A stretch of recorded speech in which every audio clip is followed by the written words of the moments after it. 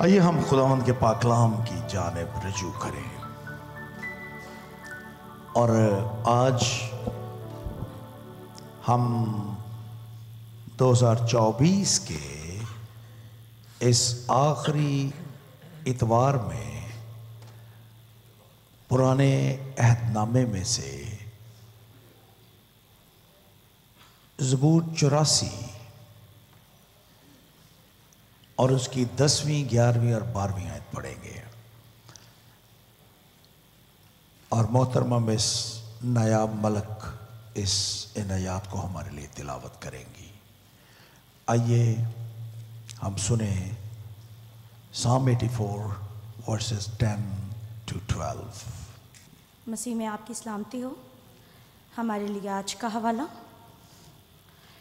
क्योंकि तेरी बारगाहों में एक दिन 1000 से बेहतर है। मैं अपने खुदा के घर का दरबान होना शरारत के खैमों में बसने से ज़्यादा पसंद करूँगा, क्योंकि खुदावंद खुदा आफताब और सिप्र है। खुदावंद फजल और जलाल बख्शेगा, वो रास्त रो से कोई नेमत ना बाज ना रखेगा। ए लश्करों के खुदावंद, मुबारक है वो आदमी जिसका तवक्कुल तुझ पर है। खुदावंद के जिंदा पाक कलाम के पढ़े और सुने जाने पर उसकी खास बरकत हो। आमीन। आमीन। हम में से बहुतों ने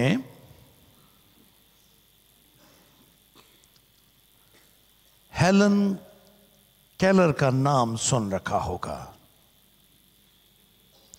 उसकी एक तहरीर, एक ऐसे, एक मजमून उसका, मुझे आपका तो पता नहीं, लेकिन किसी ज़माने में वो हमारे कॉलेज के अंग्रेज़ी सब्जेक्ट में मौजूद था। उसका नाम था 3 Days to See। Helen Keller एक बड़ी नामवर खातून है। जब वो जिंदा थी तो एक ज़माने में लाहौर भी आई थी। 2 बरस की उम्र में ब्लाइंड हो गई। उसको ऐसा बुखार चढ़ा कि उसकी बीनाई जाती रही। बड़ी मेहनत की उसने। उसकी एक टीचर ने उसके साथ सारी जिंदगी बिता दी। उसने अपनी जिंदगी उसके लिए, हेलन केलर के लिए वक्फ कर दी। हेलन केलर इल्म और अदब के मैदान में तरक्की करती गई और एक नामवर खातून बनी। उसने एक ऐसे लिखा, एक मजमून लिखा जो बहुत पूरी दुनिया में उसने शोहरत पाई, जिसका नाम मैंने अभी आपको बताया था, 3 Days to See। इस मजमून में वो बयान करती है कि अगर मुझे 3 दिन के लिए बिनाई मिल जाए तो मैं क्या क्या देखना पसंद करूंगी। महज 3 दिन के लिए। हम कदर नहीं करते बाज़ औक़ात खुदा की बख्शिशों की। हेलन कहती है कि अगर 3 दिन के लिए मुझे बिनाई मिल जाए तो मैं कौन कौन सी चीजें देखूंगी। इस ऐसे में वो अपने दिल की तमाम हसरतें, सारी छुपी हुई ख्वाहिशात बयान कर देती है। अगर कभी आपने उसको गौर से पढ़ा तो वो सिर्फ मजमून नहीं है, बल्कि वो हेलन के जज्बात हैं। कहती है कि मैं पहले दिन ये चीज़ें देखूंगी, फिर मैं दूसरे दिन ये चीज़ें देखूंगी, तीसरे दिन मैं फहरिस्त देती है कि ये चीज़ें देखूंगी, और उस दिन के इख्तिताम पर एक दफ़ा फिर मैं अंधी हो जाऊंगी। अगर आज सुबह मैं आपसे एक सवाल पूछूं, अगर कहीं से हमें यह पता चल जाए कि मेरे पास जिंदगी का सिर्फ एक दिन है, और आप उसको कैसे गुजारना पसंद करेंगे? आपका क्या जवाब होगा? मुख्तलिफ जज्बात हो सकते हैं। कोई कहेगा कि वो काम जो मैं सारी जिंदगी नहीं कर पाया, मैं उस जिंदगी के एक दिन में वो काम करूंगा। कोई फैंटेसी, कोई ख्वाब जो मैंने सारी जिंदगी देखा लेकिन उसको ताबीर ना मिल सकी, जिंदगी के उस एक दिन में शायद मैं उस ख्वाब को पूरा करने की कोशिश करूंगा। या मैंने अपनी जिंदगी में बहुत कम वक्त अपने प्यारों को दिया, मैं आखिरी दिन अपने बच्चों के साथ, अपने प्यारों के साथ रहना चाहूंगा। ये सवाल ज़बूर नवीस के दिल में भी है और वो इसका बड़ा दिलचस्प जवाब देता है कि वो एक दिन कैसे गुजारना चाहेगा, और फिर वो उसकी वजूहात भी बयान करता है। कैसे? हमारा जो कैलेंडर है उसके मुताबिक ये 2024 का आखिरी इतवार है, आखिरी इतवार है। इसके बाद ये सब्बत, ये संडे, ये इतवार आपकी जिंदगी में फिर कभी नहीं आएगा। कैसे गुजारना पसंद करेगा दाऊद उस एक दिन को? आइए देखें। वो कहते हैं, ये ज़बूर बड़ा दिलचस्प है। ये वही ज़बूर है जो आप गाते हैं, खुदावंदा तू लश्करांदा खुदा है। ये वही ज़बूर है, उसका आखिरी हिस्सा है। तेरी बारगाहों में एक दिन 1000 से बेहतर है। ज़बूर नवीस इस एक दिन को खुदा की बारगाह में गुजारना चाहता है और उसका तस्वुर या उसका ख्याल यह है कि खुदा की बारगाह में गुजारा हुआ एक दिन 1000 दिनों से बेहतर है। इसलिए वो ये दिन खुदावंद की बारगाह में गुजारना चाहता है, खुदावंद के घर में गुजारना चाहता है, खुदावंद की मौजूदगी, उसकी हुजूरी में गुजारना चाहता है ये एक दिन। और वो बयान करता है कि ये दिन जो वो गुजारेगा, ये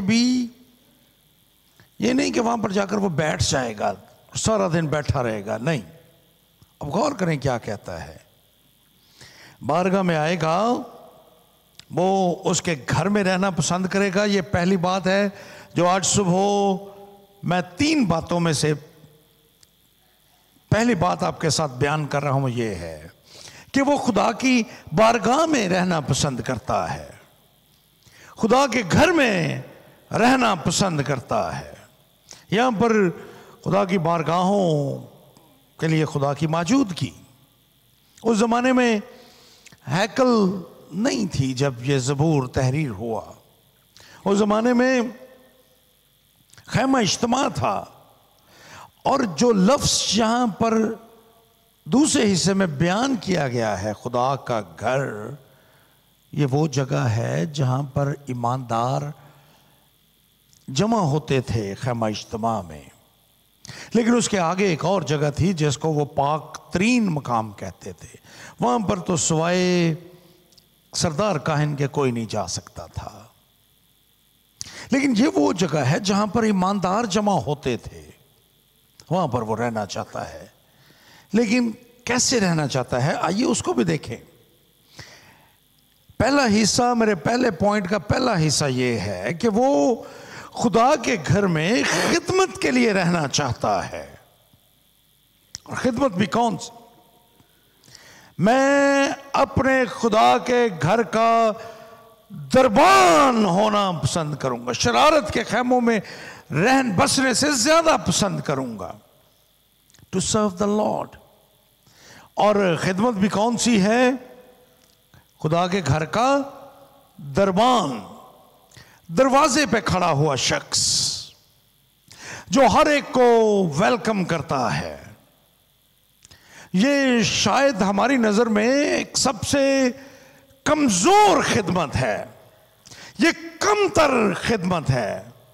हमें से हर एक बेहतर से बेहतरीन चाहता है खिदमत के मैदान में भी।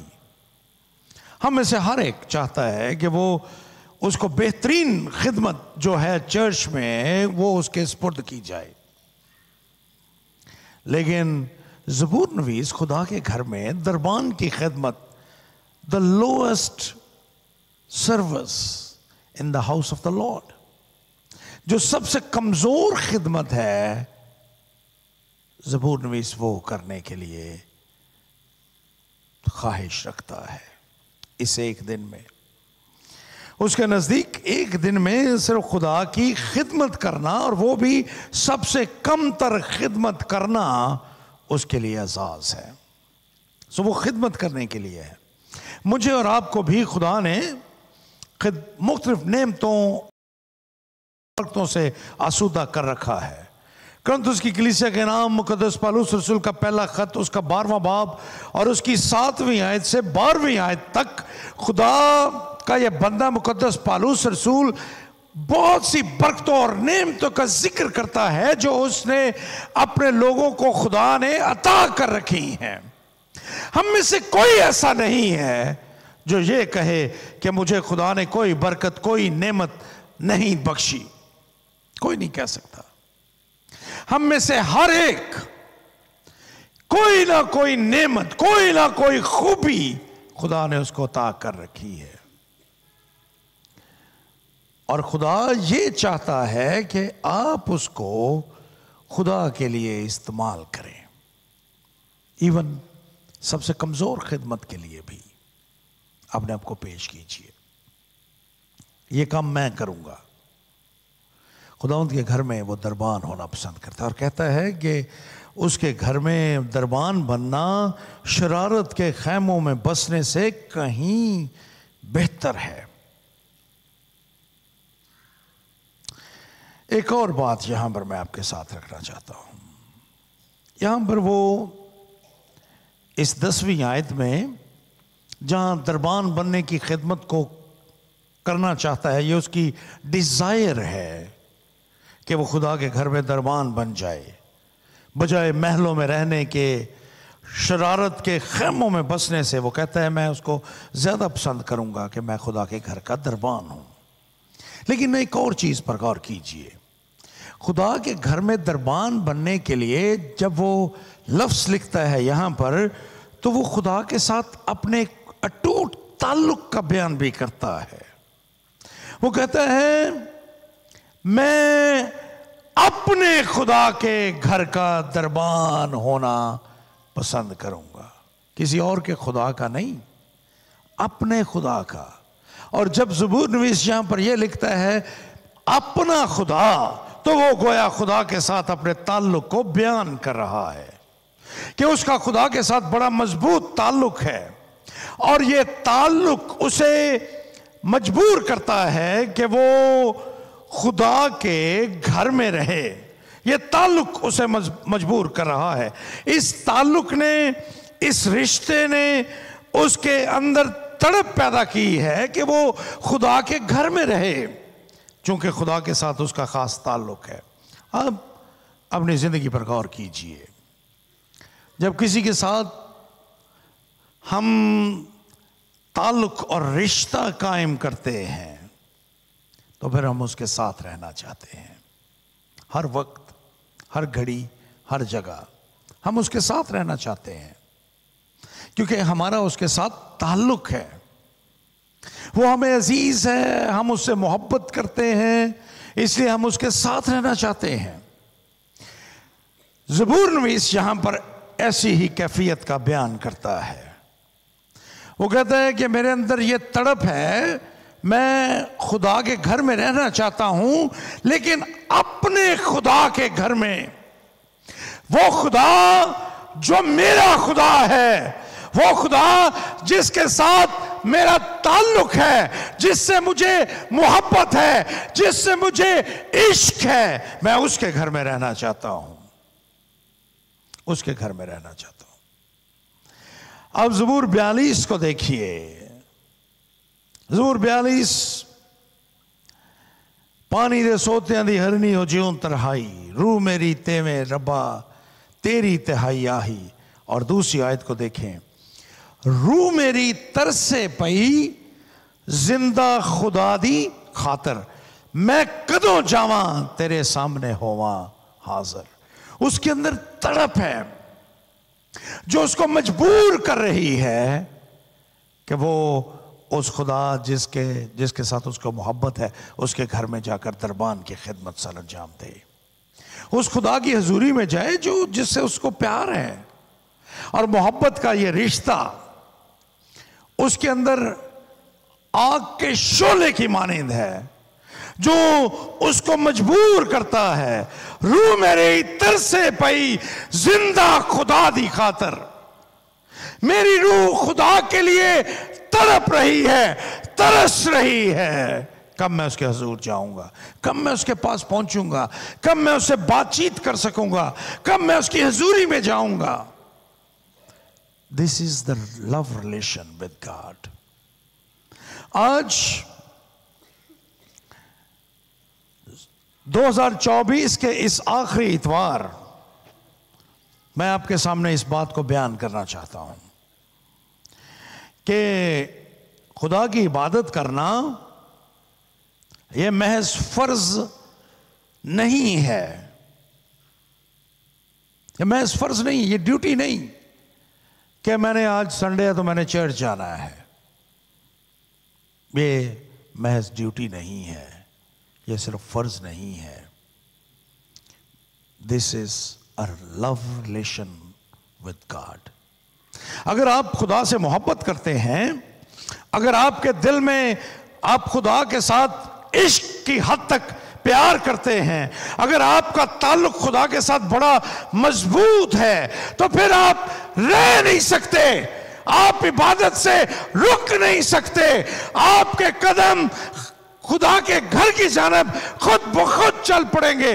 वो मोहब्बत जो खुदा के साथ आपके अंदर मौजूद है, वो आपको मजबूर कर देगी कि आप खुदावंद के घर में आए। और अगर वो मोहब्बत नहीं है, अगर वो लव रिलेशन नहीं है खुदा के साथ, तो फिर वो तड़प भी नहीं है। फिर आपके दिल में कभी यह ख्वाहिश पैदा नहीं होगी कि तो मैंने आज खुदावंद के घर में जाना है।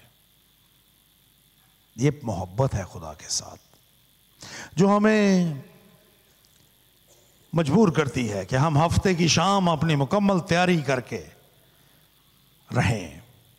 यह खुदा की मोहब्बत है जो हमें मजबूर करती है कि हम चर्च में आएं। गौर करें इन तमाम लोगों पर जो बगैर किसी मुआवजे के हम सबसे पहले चर्च में आते हैं। कोई मुआवजा नहीं है इनके लिए, लेकिन वो चर्च में आते हैं। यह उनकी ड्यूटी, उनका फर्ज नहीं है। यहां पर कोई शख्स ऐसा नहीं है जो उनकी हाजिरी लगाए कि क्या वो मौजूद हैं, और अगर वो मौजूद नहीं है तो उनकी तनख्वाह काट ली जाएगी। कोई शख्स ऐसा नहीं है। लेकिन खुदा की मोहब्बत, द लव ऑफ गॉड, यह हमें मजबूर करता है कि हम खुदावंद के घर में आए। अपने खुदा, लफ्ज अपने खुदा, खुदा और ज़बूर नवीस के ताल्लुक को बयान करता है। He has very close relationship with the lord. और इस ताल्लुक ने उसको मजबूर किया है कि वो अपने आप को खुदा के स्पुर्द कर दे, सरेंडर कर दे अपने आप को खुदा की हजूरी में और उसके साथ रहे। वो सब चीजों पर खुदा को तरजीह दे रहा है।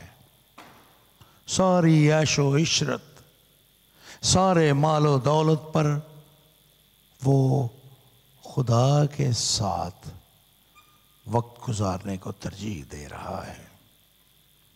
ये मोहब्बत का वो रिश्ता है खुदा के साथ जिसमें ज़बूर-नवीस हर चीज़ को छोड़ने के लिए तैयार है।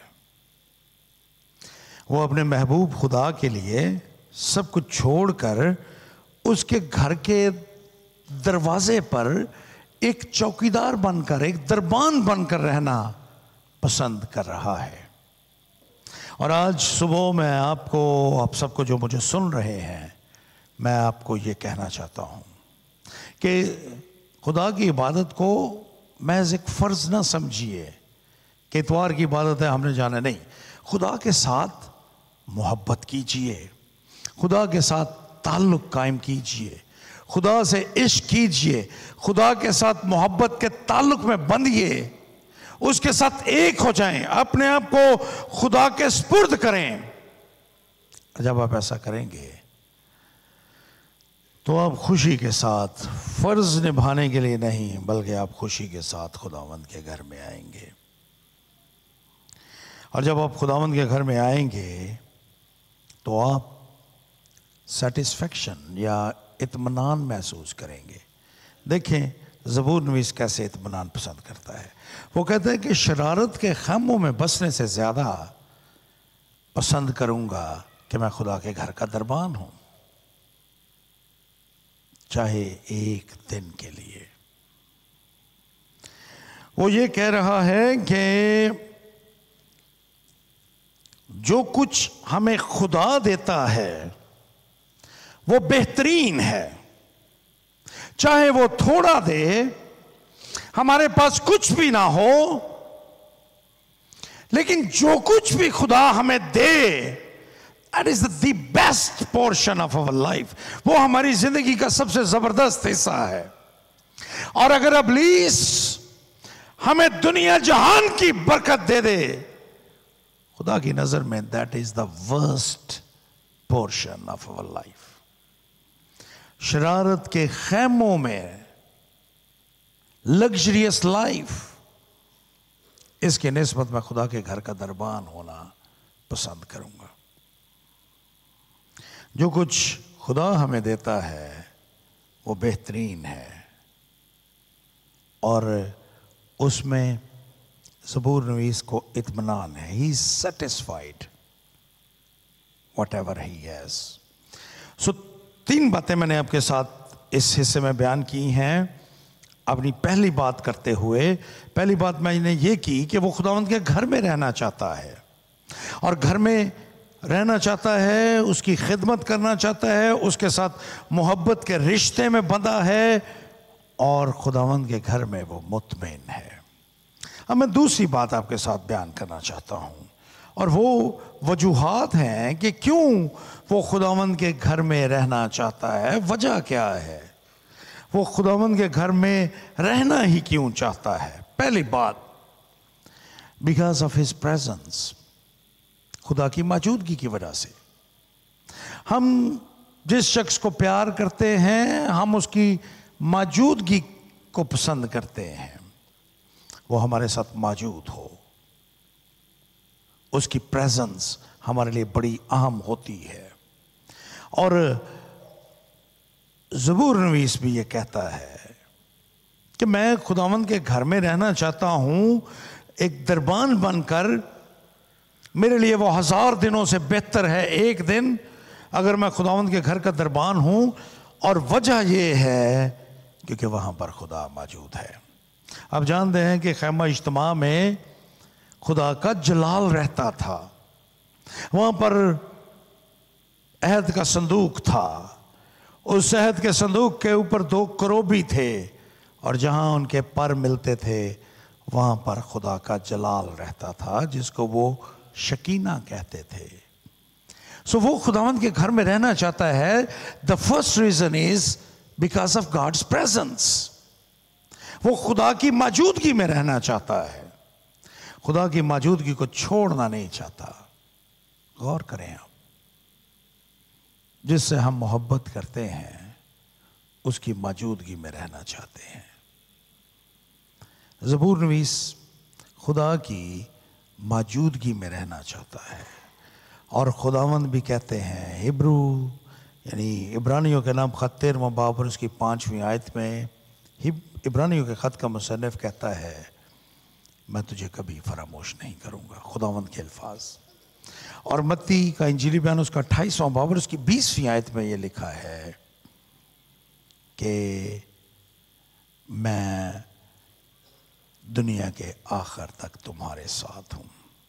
हमारे साथ है वो। खुदा को यहां पर ज़बूर नवीस खुदा को आफताब कहता है, जो हमारा मुहाफिज है, जो हमारा रहनुमा है, हमारा गाइड है। खुदावंद की मौजूदगी में हमें कोई डर और खौफ नहीं है कि हम खो जाएंगे। ज़बूर नंबर 23 में ज़बूर नवीस कहता है, मौत के साए की वादी में से मेरा गुजर हो, मैं किसी बला से नहीं डरूंगा क्योंकि तू मेरे साथ है। God's presence is a surety कि हम डेस्टिनेशन पर पहुंचेंगे, मंजिल पर पहुंचेंगे।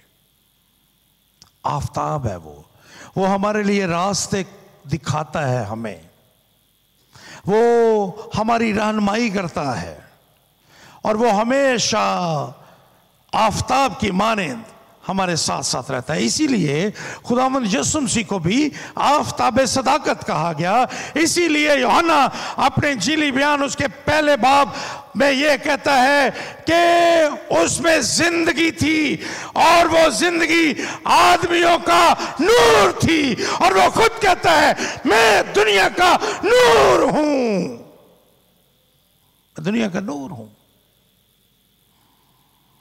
वो आफताब सदाकत है, वो हमेशा हमारे साथ रहता है। He is always present with us like a sun। और हमारी रहनुमाई करता है, हमारे लिए रास्तों को रोशन बनाता है। दूसरी बात, दूसरी वजह जिसको वो यहाँ पर बयान कर रहा है वो है गॉड्स प्रोटेक्शन, खुदा की मुहाफ़ज़त। खुदा की मुहाफ़ज़त के बारे में देखिए, यहाँ पर लिखा है कि खुदा आफताब और सिपर है। सिपर यानी ढाल है, वो हमारी ढाल है। खुदावंद खुदा आफताब और सिपर है, वो हमारी ढाल है। ही इज आवर शील्ड, जो हमें महफूज रखती है। शील्ड या ढाल एक डिफेंसिव वेपन था। आज भी किसी न किसी सूरत में ये मौजूद है। बख्तरबंद गाड़ियाँ, आज की जदीद दुनिया में बख्तरबंद गाड़ियाँ उसकी मिसाल हैं। ढाल, तलवार के वार को रोकने के लिए ढाल। और आप ज़बूर की किताब पढ़ेंगे तो आपको ये लफ्ज़ बार बार मिलेगा, खुदावंद हमारी सिपर है, खुदावंद हमारी ढाल है। यानी वो हमारा मुहाफिज है, वो हमारा बचाने वाला खुदा है। उसकी मौजूदगी में कोई हमें नुकसान नहीं पहुंच सकता। उसकी मौजूदगी में कोई हथियार जो हमारे खिलाफ बनाया जाए हम पर कारगर ना होगा, बल्कि खुदावंद हमेशा हमारी मदद करने के लिए तैयार होगा। पतरस का पहला खत, उसका 5वां बाब, उसका पहला बाब और उसकी 5वीं आयत को देखिए। पतरस पहला बाब 5वीं आयत, यहां पर लिखा है, और तुम्हारे वास्ते खुदा की कुदरत से ईमान के वसीले से उस निजात के लिए जो आखिरी वक्त में जाहिर होने को तैयार है हिफाजत किए जाते हो। हिफाजत किए जाते हो, यू आर प्रोटेक्टेड। आप को खुदा ने आपकी हिफाजत का इंतज़ाम कर दिया है, पहले से आप महफूज किए गए हैं। सो खुदा ना सिर्फ हमारा रहनुमा है, ये ज़बूर बयान करता है, बल्कि वो हमारा मुहाफ़िज़ है। वो हमारा मुहाफ़िज़ है। इसलिए वो कहता है कि मैं एक दिन खुदा के घर में दरबान होना 1000 दिनों से ज़्यादा बेहतर समझता हूँ। ज़बूर नवीस एक और बात को बयान करता है, वो खुदा के वादों को अब बयान करता है। यहाँ पर लिखा है खुदावंद फजल और जलाल बख्शेगा। This is God's promise. ये उसका वादा है, और ये वादा दो तरह से है। फजल का वादा है और फिर जलाल यानी सरफराजी का वादा है। खुदा हमारे साथ फजल करेगा। मैं इस पे नए साल के दिन ज़्यादा तफसील के साथ इस लफ्ज़ पे बात करूँगा, फजल पे। फजल के लिए इब्रानी लफ्ज़ है हेसद, और हेसद एक ऐसा लफ्ज़ है, ये अहद का लफ्ज़ है, कवनेंट वर्ड है ये। इसका मतलब यह है कि जब दो फ्रीकैन, मैं तफसील से उस दिन बात करूँगा, लेकिन शॉर्ट वर्जन आपको दे रहा हूँ इस लफ्ज़ का। जब दो फ्रीकैन आपस में अहद व पैमान करते हैं, जैसे मियाँ और बीवी आपस में खुदा की हजूरी में अहद व पैमान करके वो एक होते हैं, इट्स अ कवनेंट। उन्होंने खुदा के हजूर में एक अहद किया है, कवनेंट किया है। अब उस कवनेंट के नतीजे में उन दोनों के दरमियान, मियाँ और बीवी के दरमियान एक नया जज्बा, इमोशन, एक नई चीज पैदा होती है, और उस मोहब्बत और जज्बे की वजह से फिर वो सारी जिंदगी सर्द और गर्म हालात में, अमीरी और गरीबी में, बीमारी और तंदुरुस्ती में एक दूसरे के साथ रहते हैं। उस अहद व पैमान के नतीजे में जो खुदा के हजूर में उन्होंने किए हैं। जब खुदा हमारे साथ अहद करता है, इसीलिए ये लफ्ज़ बार बार आपको पुराने और नए अहदनामे में मिलेगा। हत्ता कि खुदावंद यीशु मसीह ने जब वो शायरबान शरीक करते हैं आखिरी फसा में अपने शागिर्दों को, उन्होंने प्याला लिया और क्या कहा, ये मेरे खून में नया अहद है। ये अहद के साथ जो जज्बा पैदा होता है वो ना छोड़ने का जज्बा है। इसका मतलब यह है कि खुदा हमें सारी जिंदगी कभी तर्क नहीं करता, कभी नहीं छोड़ता। हम जैसी भी हालत में क्यों ना हो, खुदावंद हमारे साथ रहता है। ये उसका फजल है। लेकिन ये फजल ना सिर्फ सारी जिंदगी हमारे साथ रहता है, बल्कि यहाँ पर लिखा है कि वो जलाल भी बख्शता है, यानी आखिर पर वो हमें सरफराज भी करता है। ये है इस यहाँ पर खुदावंद का फजल और जलाल, जो टू फोल्ड ये बरकत है, इसका मफहूम ये है कि वो हमें आखिर में सरफराज भी करता है। और इस सिलसिले में मैंने अभी तक आपके सामने बयान किया कि वो क्यों खुदा के घर में रहना चाहता है, उसकी मौजूदगी की वजह से। दूसरी बात मैंने कही वो उसकी मुहाफ़ज़त की वजह से। तीसरी बात मैंने की खुदा के वादों की वजह से। और चौथी बात मैं ये कह रहा हूँ आपसे कि वो इसलिए खुदावंद के घर में रहना चाहता है, खुदावंद की परवरदिगारी की वजह से।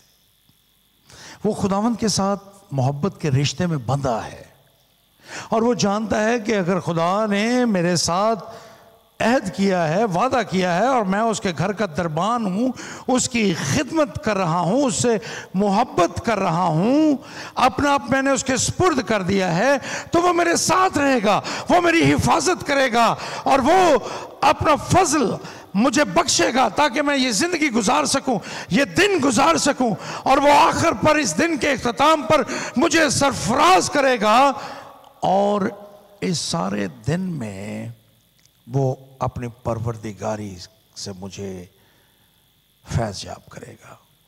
क्या है उसकी परवरदिगारी? लूका तबीब अपने इंजीली बयान और उसके 12वें बाब और उसकी 32वीं आयत में कहते हैं, ऐ छोटे गल्ले ना डर, क्योंकि तुम्हारे बाप को पसंद आया कि तुम्हें बादशाही दे, बादशाही दे। हम